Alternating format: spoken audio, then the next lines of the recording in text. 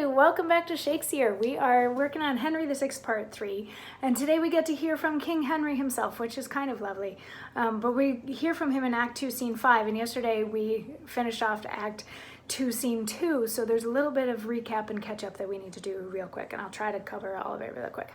So anyway, Act 2, Scene 2 ended with the Battle of the Roses, or the War of the Roses, still raging because the Queen and Clifford killed the Duke of York, so now the sons of the Duke of York, Edward, George, and Richard, the youngest one, Rutland, already being dead, think that that means that he's gone back on his oath, so now Edward should be king, even though Edward, Earl of March, is now Duke of York, and he wants to be king of England, so that whole thing's going on. The king tried to diffuse all of it by saying some words, by getting everybody to just hush and listen to him, but nobody would let the king speak, which is an important point. Nobody would let the king speak. So they decided they're just going to go back to war again. In Act 2, Scene 3, we're with Warwick and Edward, Duke of York / Earl of March, and Richard and George, and they're like, how can we be losing this fight? I can't believe that we're losing this fight. They commiserate with each other a little bit, and then they're like, we gotta, re-rally. We gotta get back out there and get our second win and get back in this battle. And they're like, all right, let's do it. Go, break. And Act 2, Scene 4 is a really short one where Richard and Clifford confront each other, and they start fighting, like actual fighting to the death type fighting, not with words so much, until Warwick enters, which gives Clifford just enough time to run away. And Richard turns to Warwick and is like, no, bro, I got this one. And he goes running after Clifford because Richard really wants to be the one to kill Clifford, because Clifford killed his father, the Duke of York, and also his youngest brother, Rutland.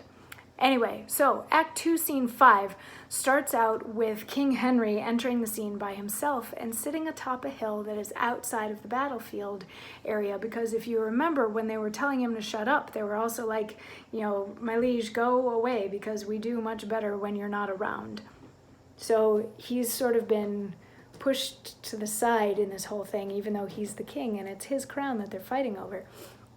So he sits atop a hill, watching the battle, and he says, this battle fares like to the morning's war, when dying clouds contend with growing light. What time the shepherd, blowing of his nails, can neither call it perfect day nor night. Now it sways this way like a mighty sea, forced by the tide to combat with the wind. Now sways it that way like the self-same sea, forced to retire by fury of the wind.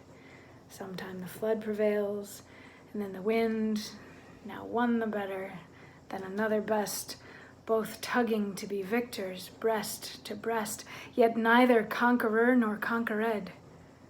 So is the equal poise of this fell war. Here on this molehill will I sit me down. To whom God will, there be the victory. For Margaret, my queen, and Clifford too, have chid me from the battle, swearing both they prosper best of all when I am thence.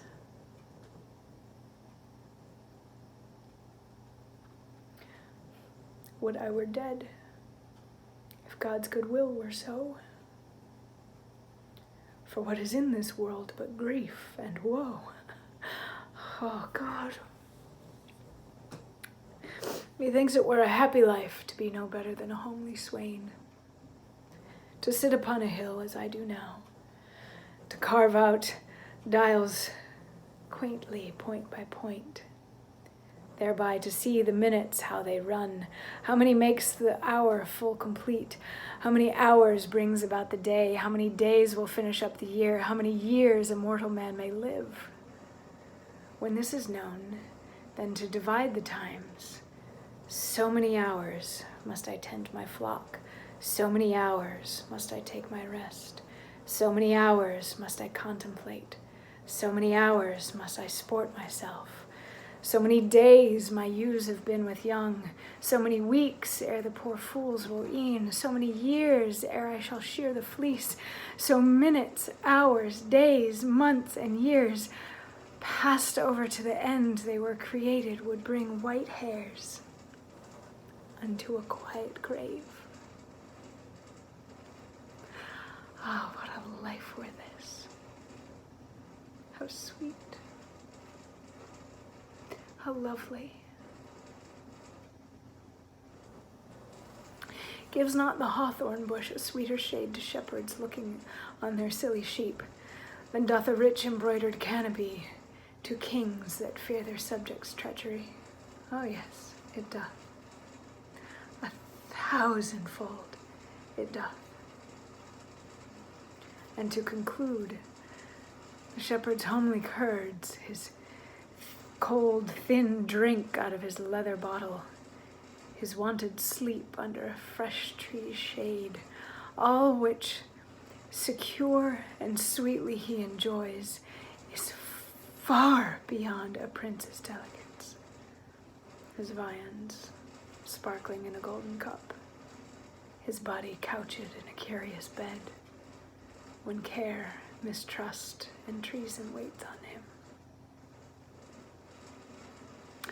So like his father before him, and his father before him, and we haven't seen this before, but the guy that was king before him, King Henry VI gets to have a moment of, it really frickin' sucks to be the king, and I wish that I was just a normal dude, because nobody here likes me. I'm trying to do what I can, and my own wife is telling me to go away. She actually divorced him in the first scene for disinheriting his son, so he's sure that his son isn't really on his side at the moment either.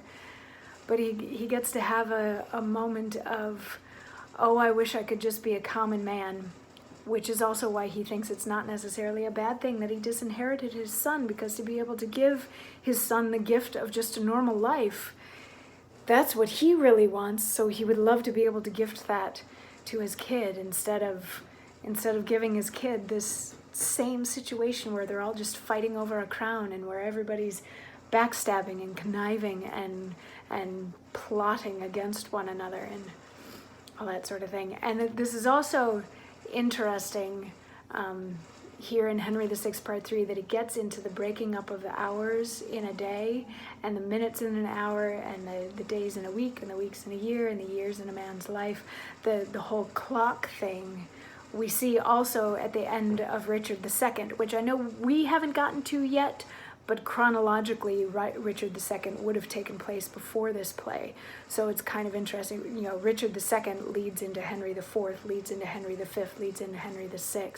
So it's kind of interesting bookends to have this clock metaphor and the passage of time and the passage of a man's life and how it can be broken down into these little increments. It's interesting to have that as sort of bookends between between Richard II and Henry VI. Anyway, interesting stuff. And I'm not going to give you too much of a preview of what we get tomorrow, because tomorrow is a monologue that follows this monologue exactly. And if I even tell you who it is that says it, it's going to be a giveaway, because the character has a really weird name in the script that gives away who he is and sort of the purpose that he serves. So anyway, we'll get to that tomorrow, and I will see you then for that. Mwah.